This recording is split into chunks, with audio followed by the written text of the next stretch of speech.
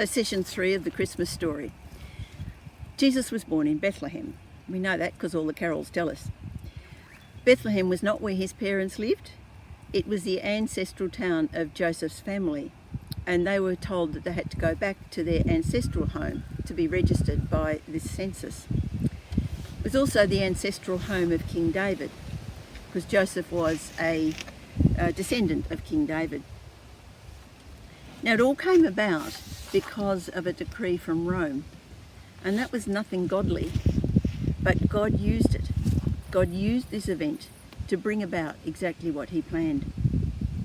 In Micah 2, we read a prophecy telling the people of Israel of the coming siege of Jerusalem and their exile, but in all of this is this verse: "But you, Bethlehem Ephrathah, though you are small among the clans of Judah, out of you will come one for me who will be a ruler over Israel, whose origins are of old from ancient times."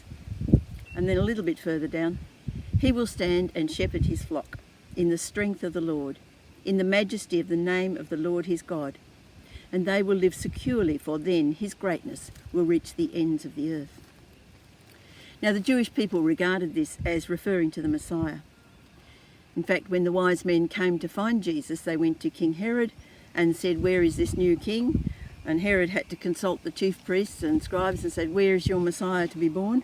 And they quoted that verse from Micah. He was to be born in in Bethlehem. Now Bethlehem is a small town just southwest of Jerusalem, but it has an important history to the Jewish people. Rachel, who was seen as the mother of Israel, died there and was buried there.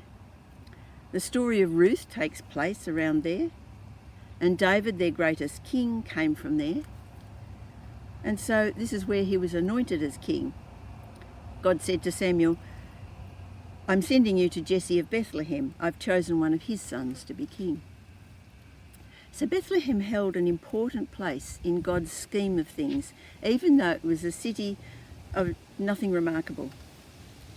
Jesus' birth was to show that this was an important step in God's plan for his people. Bethlehem in Hebrew means house of bread. In the Gospel of John, we have a whole discourse about bread. And whereas the people wanted to make Jesus king because he'd given them bread at the feeding of the 5,000, he showed them that their motives were wrong. It wasn't physical bread they needed. He was the real bread of life, and they needed to feed on him. Then Jesus declared, "I am the bread of life. Whoever comes to me will never go hungry, and whoever believes in me will never be thirsty." This is actually a discourse which ended many people's following of Jesus. They said it's too hard, and they turned away. But the truth remains.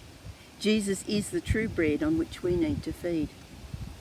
He was born in the town called the House of Bread. Jesus descended from their great king, King David, and he became the real king of all time, our ruler. But also coming from the house of bread, he's the very bread which sustains real life.